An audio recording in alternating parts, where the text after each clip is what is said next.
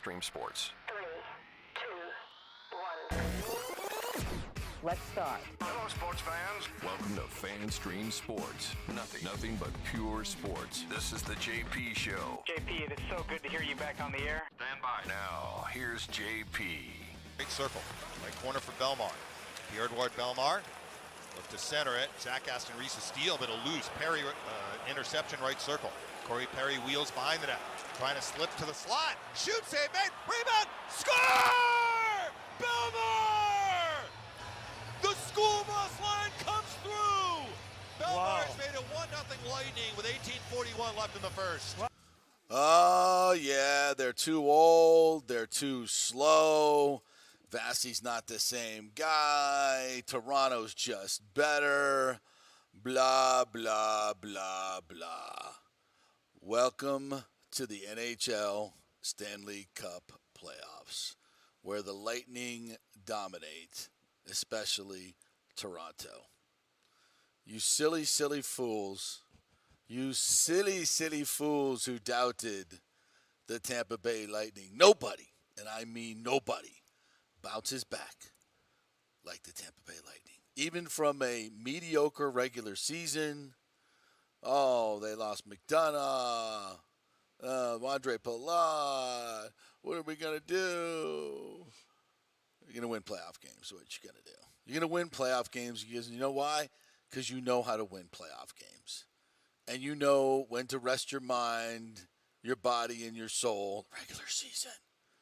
And when to come out and play hockey like you know how to play hockey. You silly fools who doubted your Tampa Bay Lightning after all they've shown you, after all they've done for you, you still doubt them.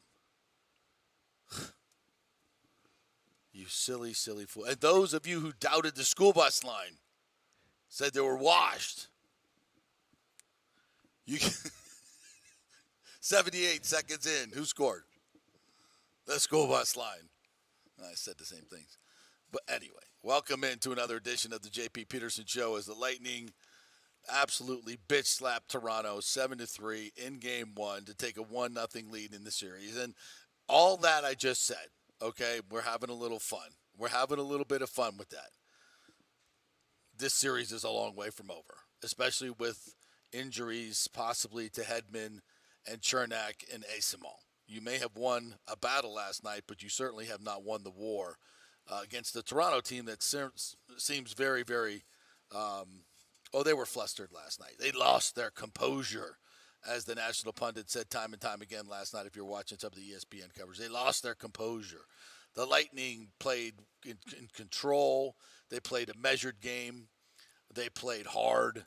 They were suffocating. They ramped up their energy 5 times from what we saw in the regular season, like we said they would. I mean, I'll pat myself on the back for this one. I'll say it because I can, at least for a day anyway.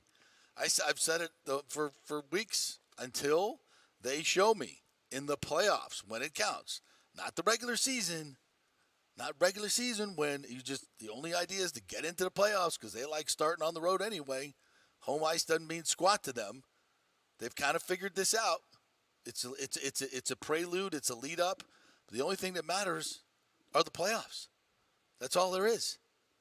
Go get it. Because you got to conserve your energy, your emotional, your physical, your all of that stuff. Save it. Save it. And that's what they've been doing. What have I told you for 3 months? They're bored. They're bored. That's all. They're bored. It's impossible to continue to get up for big games like this. They're bored. And last night, they showed what they do when they're focused and they're rested and they're ready to go. And, yeah, it was a bit of a weird game last night. There's no question about it. 8 power plays, and both, obviously, the power plays are pretty damn good. So, if you want to, there's one way to manage this game and not have the officials dominate the game like I think many people thought last night. A lot of the national coverage were ripping the officials as just a horribly officiated game. I thought they missed some. I thought they called some ticky-tack BS. It was not a good game for the officials, no question about it. But to me, the number one underlying theme is this is still the Tampa Bay Lightning. They are still the kings of the East until you knock that crown off their head. And so far, it doesn't look like Toronto has the emotional wherewithal to meet the challenge. And Cooper said this last night, and it is absolutely 100% true. And once he said it, I kind of thought back about it. And I'm like, so true. Through all the playoff runs, Game 1, you can't tell anything from Game 1. You just can't tell anything. It's a feeling out game. It's whoever gets on top and can snowball a little bit. One team's had their composure because they're used to this, and one team did not. You did not see the best of the Toronto Maple Leafs. No question about that. Samsonov won't be, or Samsonov, whatever you want to call him, will not be that bad again, or maybe he will. Maybe I don't think he'll be back in the net. Maybe. Yeah, and maybe now they have a controversy. But what I don't want to see is this. This upstart Joseph Wall become a Wall and become the story of Toronto as he comes out. Comes out of college and somehow saves their season. I don't want to see that freaking narrative. No, because he was good the other night. I will tell you that he was damn good. But this kind of remind me of the Florida series 2 years ago when Bobrovsky and Spencer Knight was basically playing the role of Joseph Wall. Yeah. And we were talking like, what do you need to do? You need to create a goalie controversy. Yeah. And the Lightning did that in 2 games. Yeah. They created a controversy and they went to Spencer Knight. And how'd that end up working out for Florida? Not so good. It didn't work out so well. Not so good. I'm not as concerned by that. But as for last night, this was a double whammy, knife to the heart to me last night. And this is life of being a sports talk show host is you have to say a bunch of stuff. Some of it you hope sticks. Yeah. You make predictions. And all my predictions were off for at least Game 1. Yes. Me thinking Toronto was going to meet the emotional challenge this time and meet the pressure, right? No. Didn't happen. Didn't happen. Me saying there's no way they could put the school bus line together in the postseason and have it actually work. Mm-hmm. And what happened? From the first shift they took, that line was the best line of the night. Yeah. And I venture to argue, Corey Perry, at 38 years old in 3.5 weeks, with a minus 28 on the season, 25 games scoreless going back to the end of February, a goal and 2 assists for Corey Perry. There you go. Who continues to elevate his game in the postseason. And that was my big takeaway from last night. Yeah. And I really am going to break down, like you said, it was a weird game, but I can take so much away from the first period before I thought things got a little mucked up with all the penalties and the violence or whatever was going on there, the scrums. That first period, the Lightning played like a team that was on a mission, and they took it to Toronto. Toronto looked scared, and they looked like they were holding back, like they were afraid to go forward. And this was a Lightning D that was not great all season long and has some issues, and I felt like Toronto didn't even try to test them. No. Or Vasilevsky. It's interesting when you get into a playoff game like this, sometimes, and you've seen it done to the Lightning. In fact, Toronto did it to the Lightning last year in Game 1. Where the ice just tilts, and it just feels like they're just skating uphill the entire period, and they just can't get out of their own end. Yeah. The puck just keeps bouncing back into their end. The Lightning just get to every loose puck. Part of that may be a little bit of puck luck, but most of it is just effort and determination. And once the other team gets on top of you like that, it's hard to turn it around. The only thing that typically does will be a power play or something like that, but it's really hard to turn it around, and I don't think Toronto ever did. Now, they got back to 3-2. I thought that was a key moment. The building was buzzing. Yep. They get it back to 3-2 with 2 power play goals within 5 minutes, and one of them, a terrible call, I thought, on Cernak when Bunting came up to him like at the whistle and was about to take a cheap shot, and Cernak caught him out of the corner of his eyes and just, braced up and said, you coming for some? Well, I got some for here for you if you're coming for it. And I think Bunting was kind of like in between whether should I hit him or not because the whistle just blew. He wasn't sure, and he got knocked on his ass. But that's not a penalty. That is not a penalty. Yeah, especially in the playoffs. No, not a penalty. And it clearly Bunting was coming over to do a little bit of something after the whistle or at the whistle. And Cernak just caught him. Or even nothing. It's just instinct, I guess, when a guy is coming that close to you, skating, and of course you're just going to give him a little. Yeah. Like he went like, like it was literally just a raise of an elbow. Yeah. And of course Bunting's going to. Of course Bunting's going to go down rather easily and all that kind of stuff. It is what it is. He got the call. That's what he does. He got the call, but then he returns the favor. A few minutes later on Cernak, which talk about unnecessary. Cernak didn't even have the puck. He didn't even. Puck wasn't even near Cernak, No. and he just comes in and just gives him a straight elbow to the head. Yeah. And Cernak literally goes flying in the air. Yeah, he was. I think he did not look good. I think he was out on his feet before he hit the ice, and then when he hit this back of his head hit the ice, and then when they picked him up and skated him off, he looked dazed and confused. I'm very worried. Concerned. I'm very concerned about Cernak. Now Hedman was there at the end of the game, dapping everybody up. He didn't look like he was too hurt. Asimon, I think we saw him as well, but we did not see Cernak, and I'm concerned about that because he looked to be concussed, and you just never know.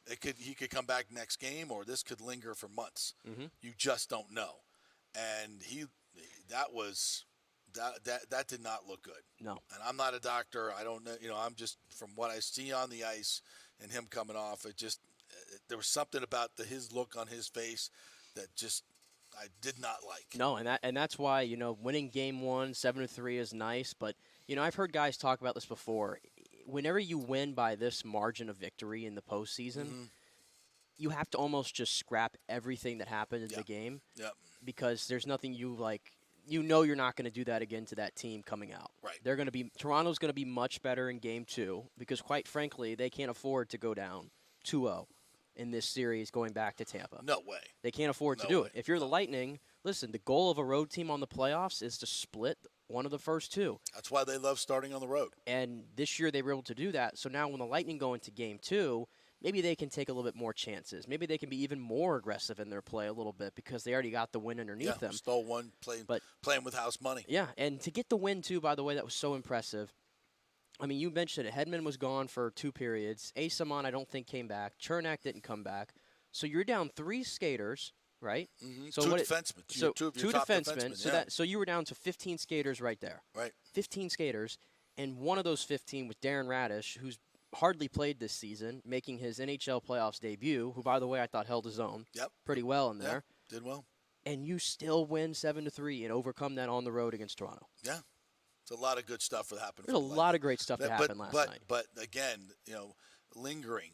There's no way you're going to win a cup without Cernak and Hedman. No way. Not a shot. You're not going to win the series without Probably Hedman not. and Cernak. Probably not. You're just not.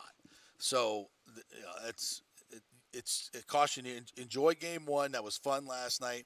But it means nothing in terms of the matchups, especially after it got mucked up with all the penalties and the special teams going on. I don't know how much you can take from it, except the fact you're up 1-0, and that's humongous. Well, you have to think that hopefully it's the psychological part of this game is Toronto going, oh shit, here we go again. Of course they are. That's where you have to look at it. And they don't know who their goalie is. Now, most people would just go, oh no, you pulled Samsonov because you just it was not his night. Get him out of there. But I think there's going to be a lot of people, and not that this matters to Sheldon Keefe, their coach, but there's going to be a lot of people in the press. There's going to be a lot of fans that are out there like, why not go to the young kid? Why not go to the kid? Samsonov is 1-7 in the playoffs now. Sure, he's got experience, but it's all bad experience. He does nothing but lose. And you got this kid who's fresh, coming from Boston College, played well against the Lightning last week with 40-some saves. I mean, if you're Sheldon Keefe, you have to really start thinking about this. And when you have a goalie controversy, that's something. And what if the kid comes in and gets a little bit overwhelmed, like most kids do, gives up a couple of bad goals early? Now, what do you go back to Samsonov? I mean, it becomes a disaster of doubt. Yeah. And there's already a ton of doubt. I mean, you could just imagine what Toronto press is saying about. Let's go to TSN and read some of their columnists and be hilarious. Yeah, I mean, Sheldon Keefe has so much on his plate. It's beyond just the goaltending thing. His bottom 6 that he revamped at Kyle Dubas, they all revamped this during the season, right? Mm-hmm. I thought they were non-existent last night. The Lightning's bottom 6, which I thought was a weakness going in, dominated, won every battle. They got to the front of. This is the thing the Lightning did. How many goals did they score right in front of Samsonov? I mean, Kucherov's was a little bit out. The first goal was right in front of him with Belmar. Almost all of them. Yeah, almost a lot, like 4 or 5 of them are right in front. They were not afraid to take the puck to the net. Perry goes in and just kind of like muscles one in, basically. Point beats his man on the power play, gets a good feed from Kucherov and slides it in right in front of him. they went to the front of the net with no resistance. Right. They won almost every battle in the corner, it felt like. I thought they held Marner. Marner, to me, was quiet all game long up until the third goal, which meant absolutely nothing. I thought him and Matthews were pretty much quiet. Yeah. So you win that battle. Which is huge. You win that battle as well, and then he's got to make a decision on what he's going to do with his defensive pairs, because this Justin Holl, by the way, he is like public enemy number one in Toronto. Toronto fans, he is not a fan of Justin Holl. He was on the ice for 6 of the 7 goals last night, Justin Holl. Yeah. Who was playing with Morgan Riley, I believe, who's their number 1 defenseman. So now he's got to shuffle probably his defensive pairs. So, again, the pressure shifts to what Sheldon Keefe, and that's the big thing we talked about in this series that hasn't been talked about enough, is the coaching advantage between John Cooper and Sheldon Keefe. So let's see how he responds now. Yeah.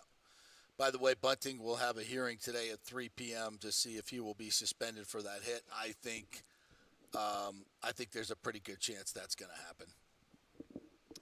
I was listening to the SiriusXM today, and they think it's likely he's going to get potentially a 2-game suspension. Wow. That's and that's a big one. That's a big one. Yeah, I'm looking at TSN right now, and it's just, disastrous start, undisciplined play caused Leafs to unravel in Game 1. Yeah, I mean, they're just going to be crushing them. They're just going to be crushing them in Toronto today. Yeah, turn on TSN radio right now, and it'd just be like, the Lightning just barreled through them. They're terrible. Yeah, that's not going to be a good day for Toronto in the on sports radio. All right, let's listen in to John Cooper after the game and hear what the game-winning coach. And I love his quote here. It's so on brand for him and the Lightning. So me personally, I think moving forward here, pretty blessed to have had Victor Hedman, and we still have Victor Hedman, and to watch what he has done in this league and for our team, and to sit here and think we've got another one of those coming. And he's to watch his development. He came to us at a really young age, and he was an elite junior player, but he had not, he had to learn how to play the pro game, and he actually had to learn to defend. And the players that go from good to great learn how to defend. And all that other stuff he can do offensively those are God's gifts he was given. But all those things you have to do when you don't have the puck, that's the decision you make if you want to be good or great. And Sergei's made that decision, and he's a hell of a player for us. Ken, go ahead. John, I assume people will want to know the status of the guys who left the game, but also I wanted to ask you about Russ Colton said something about you guys talked about flipping a switch from the end of the season to now, and I mean, conventional wisdom sometimes says that it's difficult to do that, but you guys seem to have done it. And is that something that was a conscious decision on the team's part? It's not a conscious decision, especially from our seat, and I mean the coaching staff seat. When you're behind the bench, you just want to win every game. You want the team to play well. You want all those things to happen. But the reality is, what I've learned and grown in this league, it just doesn't happen that way. Not when you play 82. And actually, it doesn't even happen when you play 25 in a playoff run. You can't play perfect all the time. The game's about habits. The game is about percentages. And when you start putting those in your favor, those teams usually make the playoffs. And flipping the switch, I guess, is the cliche that we all have used over the years. I think there's disruption and every team has it, whether it's you get new players in trade deadline, whether COVID hits, whether something happens, you're going to go through waves. But what this team's always done is they put himself in a position to make the playoffs. And then if there is a hiccup, say, for instance, what we've had maybe in the last month, you're still getting in. A little bit of a different scenario here because we are probably the only two teams that knew we've been playing each other for a long time. But I will never question the guys in that room. And again, as the coach, you always want the best, but deep down inside, there's a whole bunch of gamers in that room. And this night, we knew that they would come out to play. I laughed because, and the questioner was right. When you hear teams say we're going to flip the switch, everybody just kind of goes, okay, all right, let's see. And he knows it. He's got gamers. I love that word when he uses. He goes, "We got a bunch of gamers in there. We got a bunch of gamers. I'll never doubt these guys." And so that's why I look at you fans who've been have been saying for months and months, "Oh, I'm worried about the Lightning. What do you think, JP? What do you think?" I'm like, they're bored. They're bored. Wouldn't you be? It's Groundhog Day for them. 19 days out of 33, they played games, right? And knowing damn well that they're going to be playing Toronto in the playoffs, and those are the only games that matter. And yet you got to get up every day and go out there and take the best shot from everybody in the league, especially on the road where their record wasn't very good. And you're supposed to, look at the Warriors did on the road this year in the NBA. They were a joke. They were one of the worst teams in the league on the road this year because everybody gets up for them. Oh, here comes the Warriors. And they're just like, can we just get to the playoffs? Although that's not going too well. No, for them it's not. Either. They don't seem to have a switch like the Lightning do. But we'll see. There's, still just 2 games. Yeah. Draymond suspended which ridiculous. Yeah. But, just to answer Richie's questions here, because he's asking about what Coop said about Hedman, he said that he should be okay, is the words that he used to describe Hedman, which I told you they showed a video last night of the team coming back into the locker room, and Hedman was standing there, Asamont was standing there, and Tanner Jeannot was standing there. The only one that was not there was Erik Cernak, right. Which tells me that this could be more of a long-term thing, I think, with him, especially the way he looked. I just don't know. But you brought up a good point because a lot of people were saying it doesn't look like Hedman looks hurt or it doesn't look like Jeannot has anything on his leg like you'd think he would. But they know the cameras are on them. Yeah, they know the cameras are on there, so they're not going to have an ice pack on their shoulder or their knee. They talk about this. They're like, oh, take it off, before the cameras because – in the NHL, you get lower body and upper body. That's all you get. And to the point, by the way, what Cooper was saying, because everybody's trying to figure out what this whole magic sauce is, I guess, when they get into the postseason. And I've listened to enough guys who've played the game and have played a lot of games in the playoffs, and what the key is. And the word is elevate. The word is elevate. Yeah. You don't play any. You play. Of course, you're playing harder when you're in the postseason. You're playing harder. You're playing harder, yes. But you have to elevate and find another level to your game. Yeah. And I think that's what really sets the Lightning apart from other teams. Nikita Kucherov is the best player in the league in the postseason. That's just a statistical fact right now. It's his point totals are now, the last night was his 21st game of three points or more. Yeah, he's got 157 points in 137 postseason games. Point is up to 80 and 77. The only players, there's only 3 players that have equaled that for what Kuch has done with the 3-point games. Yari Curry, Gretzky, and I believe Messier. I think it's Messier. There you go. And they all played on the same team together, by the way. It's insane. Yeah. It's insane. So the numbers that he's putting up. But that's the thing that's what I've been trying to tell everybody is they're bored. And it's just, you're not going to see the best of the Tampa Bay Lightning until we get to the playoffs. I just said that. I said that yesterday on Monday. You've been saying it for months. Yeah, it's human nature. I've covered enough teams and enough sports over the years to know what I'm seeing. These guys aren't old. They're not ridiculously banged up like they were at the end of the year last year. They were just bored, and now they're not. And keep in mind, again, going back to that word elevate and how the Lightning do it. Toronto's players, listen to this. Mitch Marner, 40 playoff games. Guess how many goals he's got? 7. 7 goals in 40 playoff games for Mitch Marner. Auston Matthews, he's under a point a game in the postseason and is a negative. Those are not what those 2 guys do in the regular season. Nope. They don't elevate in the playoffs. Yeah. That's the difference between these 2 teams right now is what I'm seeing. That's another thing that you see in covering sports for a long time, and it's the difference between championship teams and non, is there's a certain focus that comes over team players that are on the Lightning, and they know. And that's when you talk about playoff experience, right? People always, they've got playoff experience. Sometimes it matters, sometimes it doesn't. Whatever. But what they're talking about is that aura of knowing that you got to take it to another level. You just have to, and you know you do, and you know where it is, and you know how to get to it. Yeah. If you've been successful, and that knowledge, that inner knowledge, that inner confidence, that's the most tangible way I can describe what that advantage is. And I don't think I've ever seen a team like the Lightning that can do that better than anybody. They just seem to know they can, and I've used this analogy of the marathon runner, and I think it's very apropos. They just know that they just got to stay in the middle of the pack all the time, knowing that they're gaining confidence.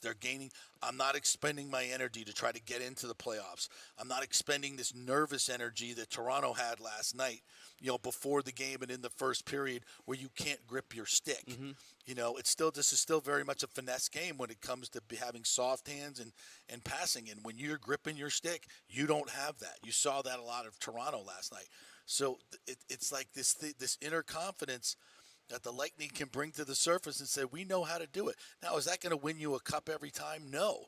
Last year, you could obviously point to all the torn MCLs and Braden Point not playing. They were beat up last year big time in the finals. And so now this is the team you see, right? This is the team that we expected to see, that you want to see during the regular season.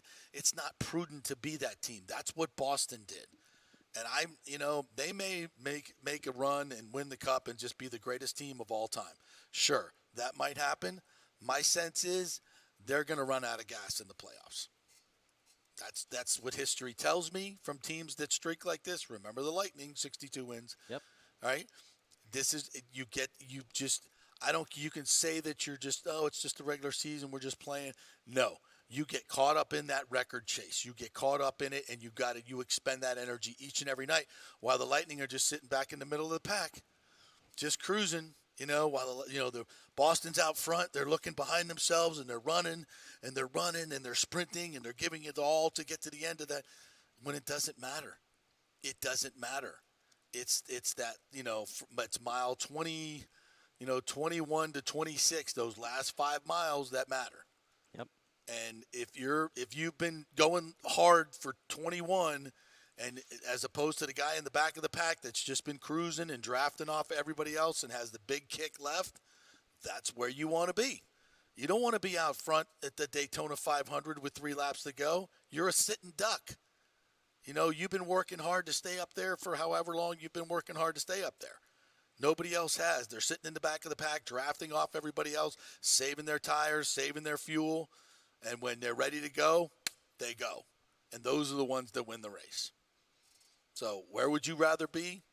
I'd rather be right where the Tampa Bay Lightning are. All right, we'll take a break. When we come back, we're going to chat with our good friend Scott Reynolds from the Pewter Report. So much to go over with the press conferences from Tristan Wirfs, Kyle Trask, lots of news to get to. What's going on in the draft? It's a week away. Lots to get to with Scott Reynolds. Coming up next, brought to you by the Jeeves Law Group and Bay Area Modern Medical Center, BAMMC.com. Back in a bit.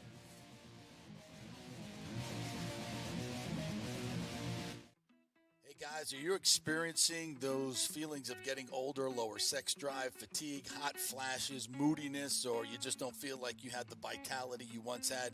It's a chronic problem here in the United States. You're not just getting old, it's likely low testosterone. Studies over the last 20 years show a shocking decline in younger males aged 16 to 39. Older men have seen a sharp decline as well, so do something about it. Go see my friend Christopher Lugo at Bay Area Modern Medicine. Look, testosterone replacement is not a frivolous treatment. It takes a professional, targeted approach that focuses on total body wellness, vitality, and emotional stability, not a one-size-fits-all approach like many clinics use. They will monitor your blood work and adjust your treatment as needed for optimal results. Folks, I've been on testosterone therapy for over 6 years, and it is a life changer. You will feel and look better than you did 10 years ago. Give them a call at 844-977-3477 or go to BAMMC.com. Tell them JP sent you for priority scheduling.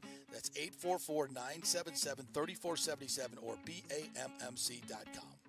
JP here for the Jeeves Law Group. Have you been injured in an accident, in an auto accident, truck accident, motorcycle accident, at work, or at a place of business?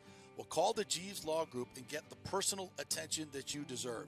I made the mistake many, many years ago with going with one of the bigger law firms, the national law firms. And let me tell you, getting a call back from those folks was next to impossible. Weeks and weeks would go by. Never get a call back. That doesn't happen with the Jeeves Law Group. Personal attention is what they're all about. When you call the Jeeves Law Group, you will be part of the family. They will represent you in a vigorous and aggressive way against the insurance companies. These larger companies will promise bigger settlements, but it's the Jeeves Law Group that will get you the best results. If you're tired of dealing with these bigger law firms, check out the Jeeves Law Group. Go to JeevesLawGroup.com, tell them JP sent you, get a free consultation.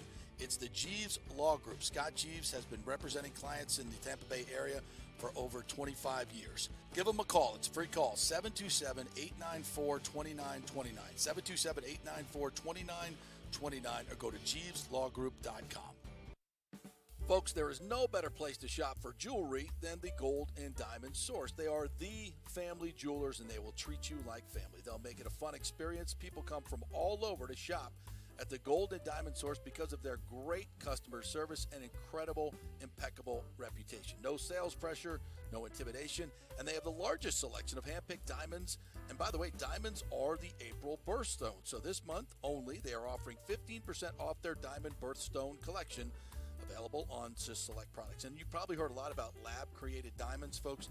They hold no real value. You will have no resale value whatsoever with a lab-created diamond. And of course, it's fake. It doesn't mean as much. The Golden Diamond Source has plenty of options to accommodate any budget, folks. Interest-free financing up to 5 years, a layaway program, 20% down, and only 6 monthly payments. And, of course, the Diamond Savings Account, where you get full value of your diamond when you look to upgrade. It's all there for you at the Golden Diamond Source, 3800 Homerton Road, always online at thegoldendiamondsource.com.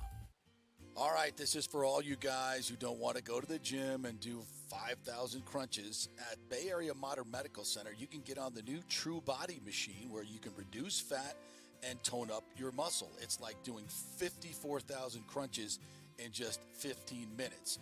Define your body as you see fit. True Body offers personalized muscle stimulation that delivers the equivalent of those 54,000 crunches in just 15 minutes. Just get in touch with them at Bay Area Modern Medical Center, BAMMC.com. Chris Lugo and the team over there will set you up on True Body and get amazing results. Non-invasive with comfortable and little to no pain and zero downtime. You can isolate and target those areas that you want to improve and treat multiple areas simultaneously. It's an amazing machine, so check it out at Bay Area Modern Medical Center, BAMMC.com.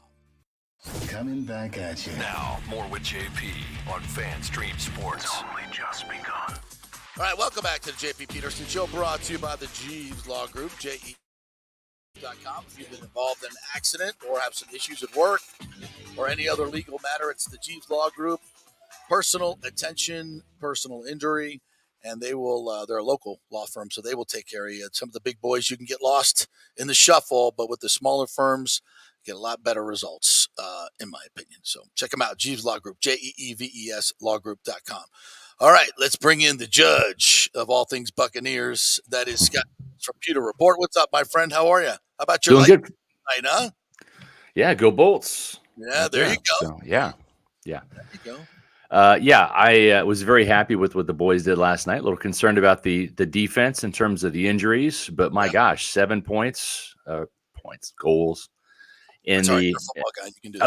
I'm transitioning. I from football to college basketball and back to hockey now. So, yeah, goals. Oh, that transition. Okay, good. Yeah, nah, that's the only transitioning I'm doing is from sports to sports to sports. So all men. So yeah, it was fun to watch last night. But this is where we were just having this conversation. And you've covered obviously the Bucs championship teams and some bad teams as well. But the way the Lightning elevate in the playoffs, their ability to flip that switch, I think, is unlike any team I've ever covered before. These core guys, they really have come to understand that the regular season is just, I use that marathon analogy. You want to stay in the middle of the pack within striking distance and conserve that energy because it's real, those last 5 miles that count. And that's right. This team can just do that. We saw the Bucks do that in 2020. That's right. When they, after that Kansas City game and that bye week, they just took it to another level. It's a combination of two things. It's championship DNA. It's having guys that have been there and done that, right? And back in 2020, Tom Brady had been there and done that. Obviously, Jason Pierre-Paul, Shaq Barrett, guys that were not homegrown, that learned how to win elsewhere and then brought that type of attitude here to Tampa. It's championship DNA, and then it's a little bit of Ted Lasso, believe, right? It's like you got to have that belief too, and I think that goes a long way. And I think that, I mean, listen, I was so excited when the Lightning won, 62 games? Was it 62 or 61, right? They tied the record, but they expended so much energy doing that. And it's like they didn't have any gas. And then Columbus came in and just, hit them right in the face, and they couldn't recover because they were gassed. And so I think that this team now, because they've played, it's an extra month of hockey, right? When you make the Stanley Cup Finals, whether you win or you lose, like the Lightning did, it's way more ice time than other guys have had, and so you have to conserve some energy. You have to try to do what's necessary to win without giving 100%, right? I mean, 90% is still an A. You know what I mean? Like you can still win with 90%. Because you don't need to play 100% hockey in February January or December. You have to play 100% hockey, though, in April and May and June. Especially in June.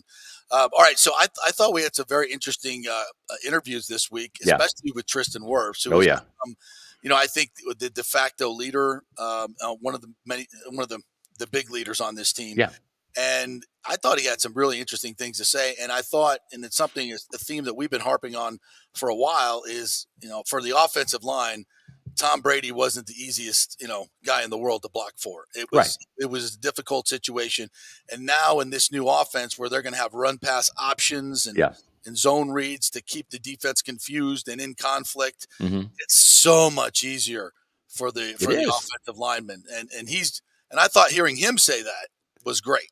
Yeah. Well, and here's the interesting thing. And I played a little bit of offensive line and defensive line in high school. Wasn't very good. I've coached both sides of the line at the Pop Warner level. And football's football, whether that's the foundation, right? That's where it starts. And the thing about trench play is this: the term offensive lineman only applies when you're running the ball. Because you're on offense. You are literally charging out of your stance, taking on the guy, trying to move the line of scrimmage, move that guy out of the way, create a hole. In pass protection, you're truly a defensive lineman at that point in time. That's what I try to tell my kids. It's like it has to switch. You are going on the defensive here. You are literally backing up, forming a pocket, and other guys are trying to attack you. And if you ask any offensive lineman, at any level, if they'd rather pass protect or run the ball, they will say run the ball. Okay, because it's that mindset. It's hammer or nail. Do you want to hit or be hit? And they want to hit.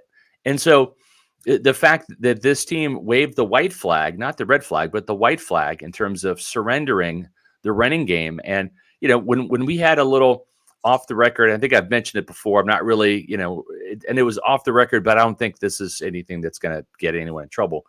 But we asked Dave Canales after his press conference in the local media session, his thoughts on the running game last year. He's like, the Bucs didn't really have a bad running game. They just didn't do it. They just didn't commit to it. The times that they did, Arizona Cardinals game, the Seattle Seahawks game against Canales over there in Germany, and then in week 1 against Dallas, the times they committed to it, it worked. And they had over 100 yards rushing, and they won those games. And so he said there just has to be a commitment. You have to have the patience with the running game to understand that the 2 and the 3 yard runs you're going to get in the first quarter, in the third quarter are going to be 5 and 6 yards. And in the fourth quarter, they're going to be 8 and 12 yard runs. And you're going to wear a team down. And it's rare that you have a 100-yard rusher, like a running back has 100 yards by halftime. It really doesn't happen unless you just has a breakaway run. The 100-yard running game, the 100-yard performance comes after the game's over, after the fourth quarter. I would suggest that 30 to 40% of a running back's yards, if he reaches 100 yards in a game, come in the fourth quarter. Yeah. And that just, you have to commit to it. And so I think that the Tristan Wirfs wants to run block. They're going to be running some wide zone stuff. That's what he did at Iowa. That's what Rachaad White did at Arizona State. I think it meshes very well with the athletic offensive line that the Tampa Bay has. Agreed. And I'm excited to see it. Plus all the misdirection, the waggles, the bootlegs that you can run off of that. It's going to be exciting. Yeah, with the mobile quarterback and the run pass option of, putting that ball in the belly of the running back. And and Todd Bowles knows this. It's what defenses hate the most. Yeah. RPOs. The runner pass. I don't know. Oh crap. Yeah. There's a lot of that. And it's become a staple of the NFL offenses. This is what drives linebackers and safeties crazy and on defensive linemen because they don't know if they got to stay in their gap or rush the passer. Yeah. It makes a tremendous difference. It does because it prevents linebackers and safeties from cheating. Right. Okay. Right. And if they did a lot last year. And if they do cheat, and what I mean by that is if they anticipate, well, let's use the Bucs as an example last year. If they anticipate pass, okay, meaning we're going to see play action, they're not going to run the ball, right? It's going to be a belly to Fournette or to Rachaad White, and then Brady's going to throw. They could cheat. They could literally take one step forward, right, and then start their pass drop. Or, if anything, just start their pass drop, not respect the run. Exactly. So that's where the cheating takes place. If you have a really effective running game, those linebackers are going to cheat, and it's going to work in your favor. Because if they're having to, catch blocks, catch guards, trying to shed, and all of a sudden it's halftime and you're the Buccaneers and you got 75, 80 yards rushing by halftime, every time you go play action, those linebackers are going to cheat up. They're going to attack the line of scrimmage. And then that's where that play action pass becomes even more effective because now they're way out of their drops. And you want those linebackers and safeties to be in no man's land where they're guessing. Yeah. But there wasn't any guessing last year because the Bucs just didn't run the ball. So even the play action stuff that they tried to do, the linebackers were getting their drops. Yeah, and Rachaad White, he obviously spoke the other day, and it sounds like he's really excited to be running back 1 this year. Yeah. But now that we're a week out from the draft, do you think that they eventually probably snag another guy to get in that room? And who are some of the names that you think they're most interested in? I think they're going to go with the running back on day 3. They just have too many other pressing needs, I think. And in a fantasy land, they love Alabama's Jahmyr Gibbs. He's a fast Alvin Kamara type back who I think could thrive in this offense. In a fantasy land, they would love Texas's Rashawn Johnson. He's just a high character guy, great teammate. His best football's ahead of him because he was a caddy to Bijan Robinson. Yeah. And he's got power. He's got agility. There's a lot to like there. But there are some running backs on day 3. If they want a speed guy, Keaton Mitchell from East Carolina is a nice change of pace guy. If you want a quick, shifty guy that's a great receiver out of the backfield, Kansas State's Deuce Vaughn's a guy. If they want a power, angry runner, Mohamed Ibrahim is a guy you could probably get in the 6th round and be very happy with. Dave Canales, for all of the Marshawn Lynch Seahawks, footage you could put out there, or Rashad Penny, 1st-round pick, who, when healthy, will get 7-8 yards a pop. The guys that Seattle really had success with were the grinders. The 7th-round pick out of Oklahoma State, Chris Carson. Yeah. The undrafted free agent, Thomas Rawls. Guys that just angry runners, physical guys, just, get the ball and just bash their way for yards and first downs and touchdowns. And I think a guy like Ibrahim, who went to Minnesota, played with Antoine Winfield and Cokeeft, I could see him being a great fit in this offense. And you're getting him, for a late day 3 selection rather than having to spend a premium pick on a running back who at best will be RB2 behind Rachaad White. Just not good value using a premium pick on a back. I totally agree with that. And I think there's a lot more in Rachaad White, especially with all those things we said in a new offense. He's going to thrive in that because there's going to be so much more open field for him to take advantage of. Because I think he has great vision. I think he has great make you miss. I just seen so much in him. I'm so excited to see him run in a different type of offense. Something else that Wirfs said that I thought was very interesting as well is he said that Super Bowl was a blessing and a curse. Yeah. Yep. And that it made individuals of other players. And of course, Twitter popped off. It's like, you mean Devin White? Yeah, I think even Leonard Fournette to a degree. I would agree with that as well. Your thoughts on what he said and how you interpreted that and how it manifested itself last year. Yeah, he didn't mention Todd Bowles by name, but I'm going to.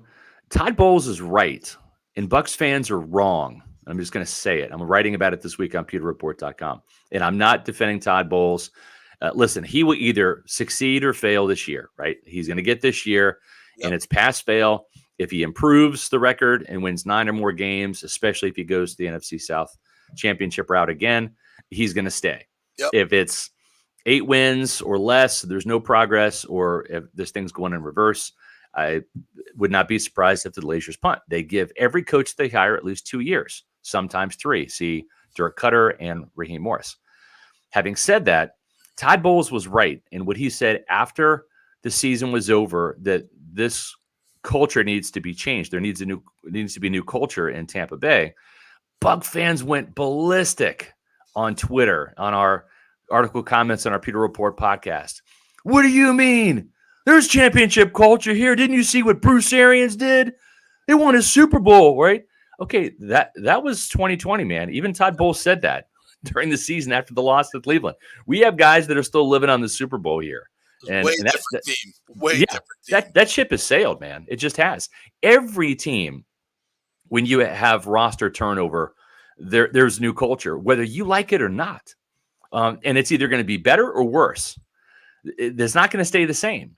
Now, the Bucs in 2020 and 21 stayed the same because that was virtually the same team. Yep. I think there's maybe 10 or 12 different players on that team. They were mostly the draft picks, right?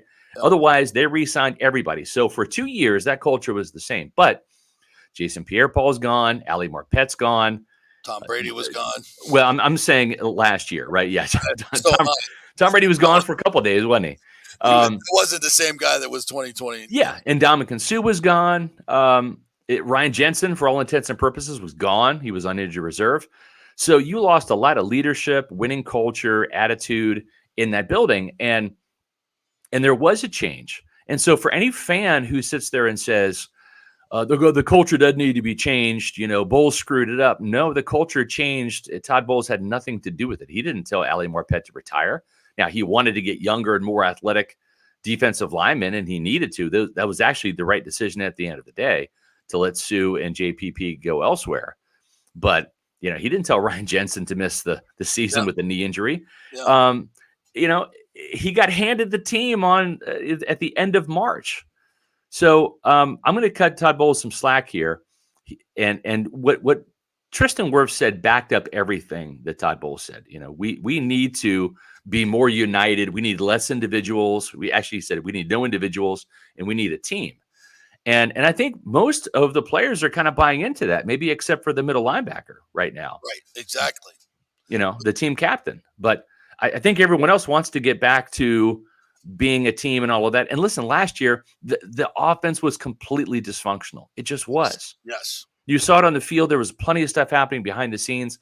And you know what? I give Todd Bowles a tremendous amount of credit, because you didn't hear any chirping or complaining. We were in there. Trust me. Pewter Report was in there trying to get players to talk about what was happening off the record to get a better sense for what was happening. They wouldn't do it. That team was as together as they possibly could be, given all of the crap that was happening on the offensive side of the ball. There was no division between defense and offense. And we saw that, JP. We saw that in Tampa under Tony Dungy. Yeah. When Chidi Hanatu was going after Trent Dilfer and all that stuff. I mean, I give Todd Bowles a lot of credit for for keeping everybody together in what was a tornado behind the scenes. And he wasn't allowed to fire the coaches until midseason. And Which you should have done. But who's he going to replace him with, right? I mean, I don't care. Find somebody. That's your job. But the problem is when that ship is going full speed ahead during the season, you can't just slam the brakes on, turn it around. Yes, you can. He didn't have anybody on his staff that he felt could actually do a better job than Byron Leftwich. He knew Byron was failing, but it wasn't Clyde, because Clyde would have gotten fired too. Clyde decided to retire. How do you know that? How do you know that? You don't know that. Todd Bowles doesn't know that. All we know is it was just as bad in the second half as it was. All we know is that Todd Bowles didn't have any confidence in Ty Christensen, because he would have fired him if he didn't retire. Same with Kevin Garver, who did get fired. Same with Todd McNair, who got fired. There was a lot of politics too. You got to remember, Bruce Arians is still in the building, man. I agree. And honestly, day one, looking back, and I mean no disrespect to Bruce Arians, I love the guy. I think he deserves every bit of praise and credit he gets, because he was magnificent in terms of his leadership, coaching, all of that stuff. He was the lightning in the bottle that came to Tampa and won the damn thing. But I'll say this: if I'm Todd Bowles, and I know that there's some kind of coaching dissension, because that wasn't his staff, that was Bruce Arians' staff that he inherited. I would have told Bruce, say, hey, listen, I appreciate the opportunity. Lake Oconee's calling. And seriously, there was some allegiances, there was some dysfunction in there. It was a little bit like Survivor Island, right, where there's allegiances forming and stuff. So yes. I think that and honestly, if I'm Todd this year, I say I love you, Coach. You're my mentor, all of that stuff. But I'm just telling you need to enjoy your retirement. You've earned it. Get out the building. Yeah, and I'm not sure if you can hear JP still, Scott. I can hear him. Yeah. Okay, yeah, because he had a computer issue, so he's dropped out of the stream momentarily. You can't see my handsome face, but you don't have to look at it. I can hear you. Okay, but I was going to ask you about Kyle Trask, obviously, because this is the first time in a long time we've got to hear him really speak in a public format. And he's going to be, if he wins this job, he's going to have to be the leader of the offense, which I want to say Matt Matera asked him about that leadership question. Mm-hmm. So what do you feel about his ability after hearing him speak about how he could command a room? I mean, he's not the most dynamic personality. He just isn't. Neither was Brad Johnson, to be honest. Brad was kind of a cool customer, kind of laid back, Georgia guy. I mean, he's not dynamic, right? He's not edgy. He doesn't have that kind of edgy personality that Baker Mayfield has. He's not brash. He's not going to start every game screaming LFG like Brady. That's just not him. But that doesn't have to be him. If he's throwing touchdowns and not interceptions, if he's throwing completions and moving the sticks, players don't, especially at the NFL level, don't give a crap about talk, because talk is cheap. If you can show up and play, you can be the most quiet dude in the room, and you're still going to have followers, because it's all based on performance. So if he does that, I have no problem with players following him, because they're going to gravitate towards the guy who's getting the job done. So if he does that, then I don't have a problem with the leadership ability. It's not about who yells the most or who is the most liked. It's all about performance. These are professionals. This is their job. They want to win, because when they win, they get paid more money and contract raises and extensions and free agency and all that stuff. So it's all about winning. And I think that whoever takes care of the ball the best in training camp and the preseason wins the job. That's what Dave Canales has said. That's what Todd Bowles wants. They don't want a playmaker at quarterback. They want a point guard. They don't want the shooting guard. There's plenty of weapons on this team. Give the ball to those weapons and let them do what they do. And I think that's going to be the important thing, is if Todd Bowles and Dave Canales can look at the film from training camp practices and the preseason and say, this guy's not going to lose his games. That's the guy that they want. Not necessarily the guy that has the ability to go out there and win the game. Jameis Winston had plenty of ability to win games.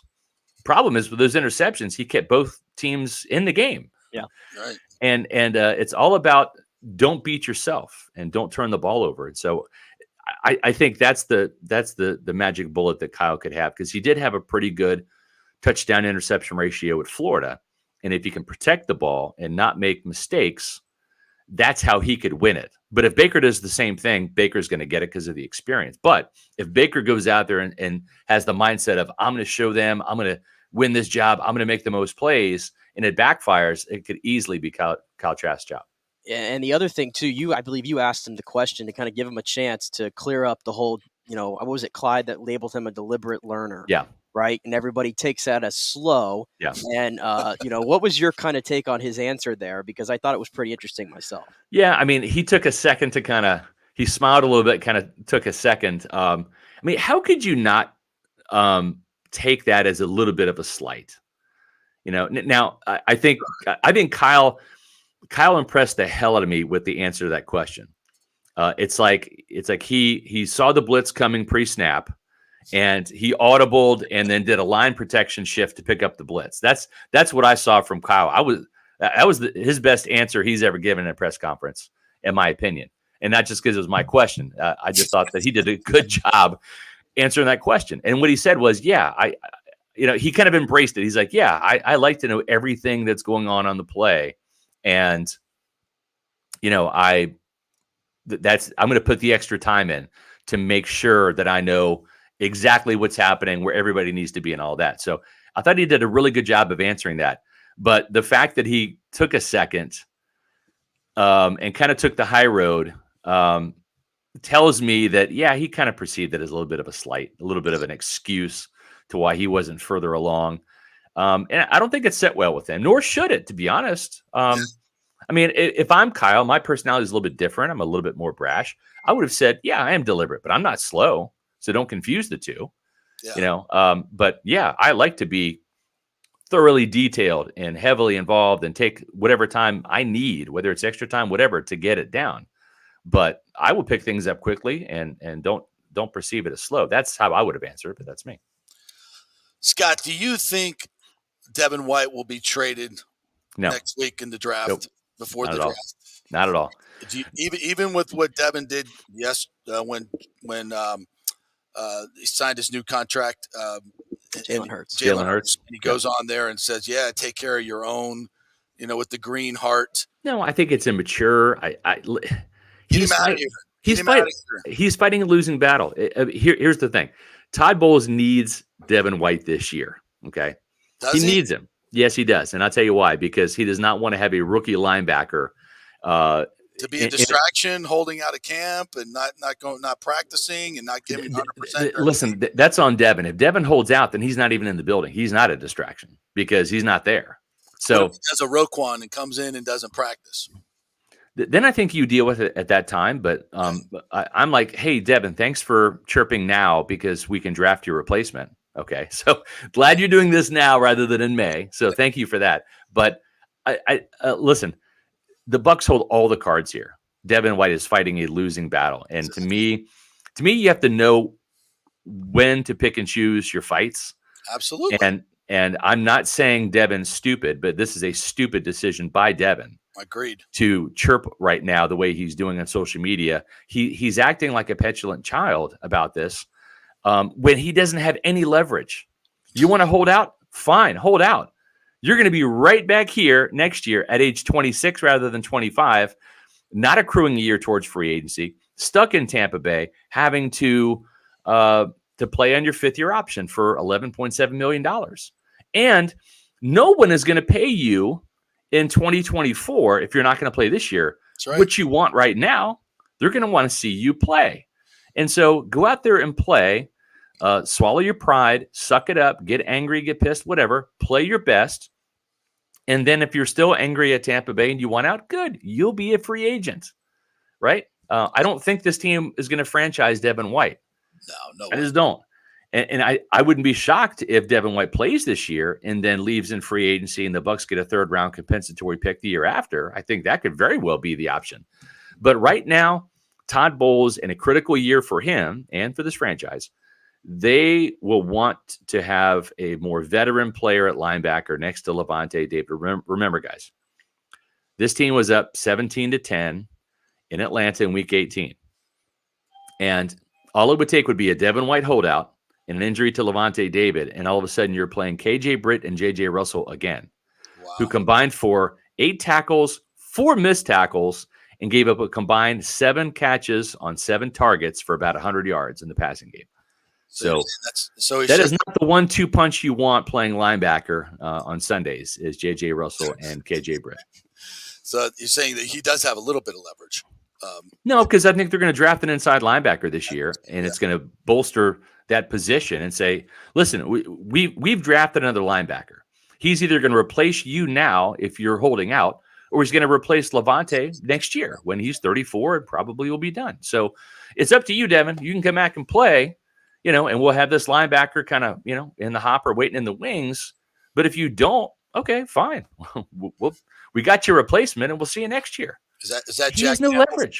Is that Jack Campbell? I would love Jack Campbell from Iowa, man.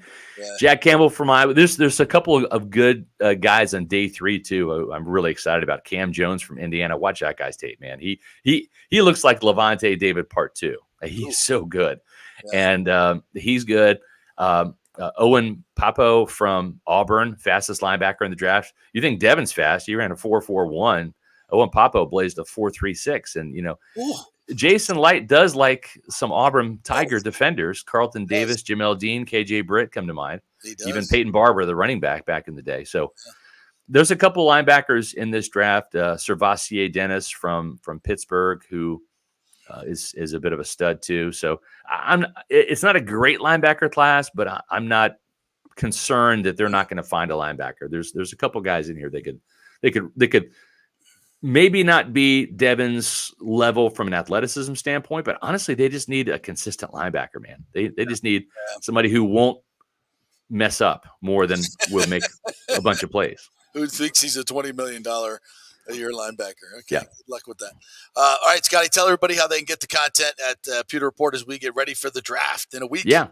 PewterReport.com is where you guys can check all of our stories. We have a story from Gerald McCoy talking about his beef with Warren Sapp. That was on the Chris Long podcast. We got the quotes transcribed for you. That story's blowing up right now. We've got our Bucks best bets and position previews coming out. Tight ends will be out later today. We've already had quarterbacks and running backs.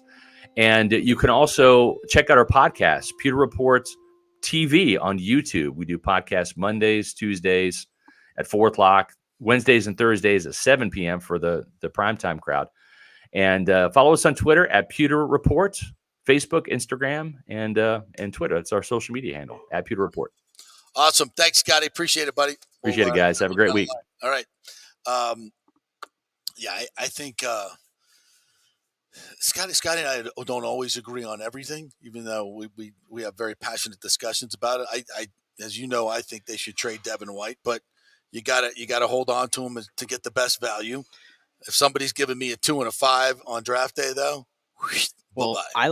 I like the idea of him coming back, right, playing out this 5th year, and then him leaving in the off season, and then you get a 3rd round pick for him then. Because I think a 3rd round pick would be over the moon to get a 3rd round pick for him. I just don't think having him around is going to be beneficial to this team. If you're trying to change a culture. Judging from, I think what you're saying is we're going to, you can bitch and moan and complain and not play hard, and we're going to reward you by making you a starting line, continuing to let you play, even when you diss the entire franchise and your teammates by saying you want. I don't think that helps you when you already have an accountability problem as a head coach. You defended this guy, and he spit in your face, in your organization's face, and I don't get it. I'm gonna have to read this article here. What's this one? The Gerald McCoy article with the beef with Warren Sapp. He could have just spoke on his entire beef, I guess, with not his beef with the Bucks fans, but the Bucks fans' beef with him. With Gerald McCoy? With Gerald McCoy, which we didn't mention it. He retires. He's going to be in the NFL media world, but he's fantastic, by the way. Yeah, very good. When he's on Colin Cowherd's show, Colin loves having him on. Yeah, he's going to kill it. And, of course, everybody starts the whole Ring of Honor discussion immediately with Gerald. And I'm shocked to see it's like split down the middle of people who think this guy doesn't deserve to be in the Ring of Honor. I'm so shocked by that. Yeah, I've always been, I covered these teams, man. They were terrible. He was the only decent thing about the team, and everybody was mad at him. was like, the team sucks. And the thing about it is, there's nobody around him, and you want the team to. It's the Kiermaier effect. It's when the team the Rays were actually good. Gerald McCoy was a much better player at what he did than what Kiermaier was. Of course, but Kiermaier was in the sense that he was the highest paid player. Everybody wanted him to be, yes, Mickey Mantle, and it's just not going to happen. Everybody wanted him to be Warren Sapp. They wanted him to be Warren Sapp. He didn't have three other Hall of Famers around him on defense. He may have looked like Warren Sapp had he had corners that could cover and linebackers that could tackle and safeties that could hit. I mean, come on. And by the way, even if he was Warren Sapp, how many more games did the Bucs win? Yeah. During those years? Yeah. Seriously. So what? He would have had 4 or 5 more sacks a season. How many games are they winning? Put Warren Sapp in Gerald McCoy's place. He'd have been even more miserable human being. It doesn't change much at all. No. This is like blaming Joe Thomas because the Browns never made the playoffs while he was there. Exactly. You're not playing a position that's going to affect winning and or of course it's going to affect winning and losing, I guess, a little bit. But you can't affect the game like that. You can't affect the game like you're getting triple teamed. It's all about the quarterbacks, man. Yeah. Yeah, what quarterbacks was he working with? Oh, Josh Lord. Freeman? Josh Freeman, Mike Glennon, Josh McCown. Come on, man. Come on. Jameis Winston. Come on, man. What are we doing here? All right, we'll take a quick break. Bobby the Chief Taylor is going to join us. We're going to talk some Lightning. Also, Dave McCarthy from NHL.com will join us as well to get a little bit more into the Bolts. When we come back, we got to talk about the Rays. The Rays still have the best record in baseball. Big win last night, but what about their pitching staff? Another Tommy John? Are you freaking kidding me? Stay with us.